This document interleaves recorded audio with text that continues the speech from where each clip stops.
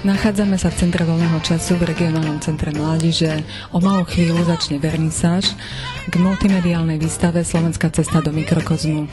Táto výstava je súčasťou projektu Od mikrokozmu k poznaniu makrokozmu. Viac o výstave sa dozviete už prostredníctvom našej kamery v rozhovore s jednotlivými účastníkmi a organizátormi výstavy. Hovorí sa, že všetky cesty vedú do Ríma. Jedna významná cesta však vedie do Európskeho centra jadrového výskumu vo Švajčiarsku CERNu. Táto cesta sa otvorila v roku 1993 aj slovenským fyzikom.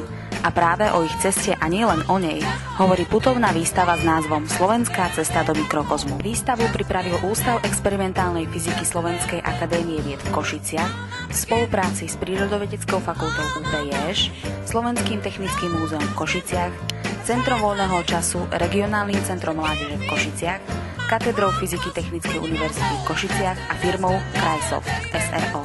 Výstava je súčasťou projektu Mikrokozmos, ktorý je podporovaný agentúrou na podporu výskumu a vývoja. Vernisáž výstavy sa konala 4. marca 2010 v priestoroch Centra voľného času RCM na Strojárskej 3 v Košiciach, ktorej sa zúčastnili zástupcovia spolupracujúcich partnerských organizácií výstavy a košickí jadroví fyzici.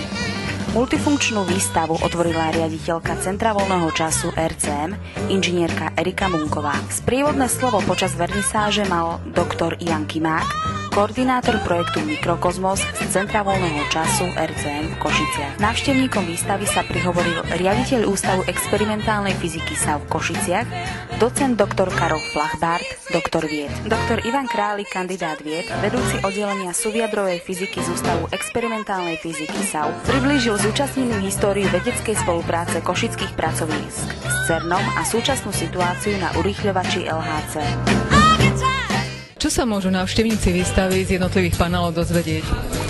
No tak táto výstava predovšetkým informuje o CERNe, ako o Európskej organizácie pre jadrový výskum. Potom informuje aj o vklade slovenských pracovísk do tých experimentov, ktoré sa robia v CERNe.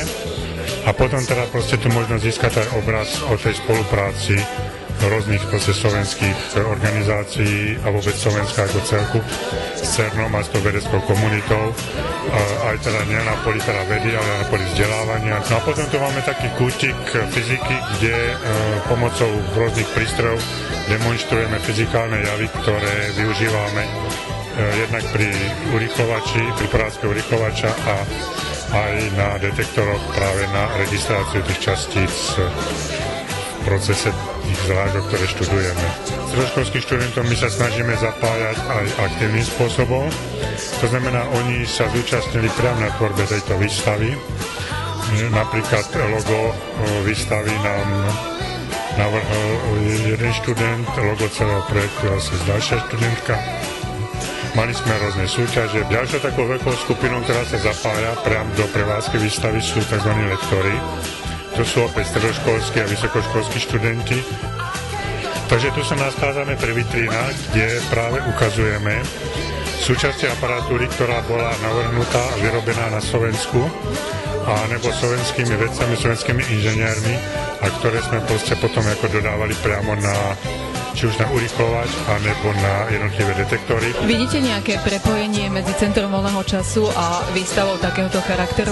Ako výchovno-vzdelávacie zariadenie máme možnosti a máme kompetencie priblížiť mladým ľuďom tieto vedecké disciplíny, respektíve túto oblasť vedy, ktorou sa zaoberá tento projekt, metódami, ktoré sú nám vlastné, metódami neformálneho vzdelávania, rôznymi letnými školami, ktoré sú súčasťou tohto projektu a kde sa takou populárnou, interaktívnou metódou snažíme približiť mladým ľuďom, o čom je tento projekt.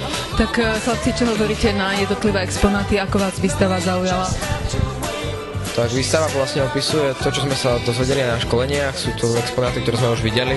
Vlastne nie sú to pre nás nové veci, ale sú zaujímavé, popisujú to, čo sa deje v tom CERNe a Je to ako pekné, verejno zaujímavé. A čo bolo také najviac zaujímavé? No, mne sa páčili informácie najmä o celkovo o CERNe, mňa to zaujíma, aby sme sa napríklad tam chceli raz niekedy pozrieť. Keď na škole učia čisto teóriu, tak to nie je až také zaujímavé, ale keď sme boli v tom kysáku na tom školení, tak to bolo kombinácia praxe a teórie a zaujímavých vecí, proste boli tam aj podané hravou formou niektoré veci, ktoré nás, proste fyzika pre nás nabrala nový rozmer, si myslím. And I said I didn't like the way he got things done, sleeping on the job. Those raindrops are falling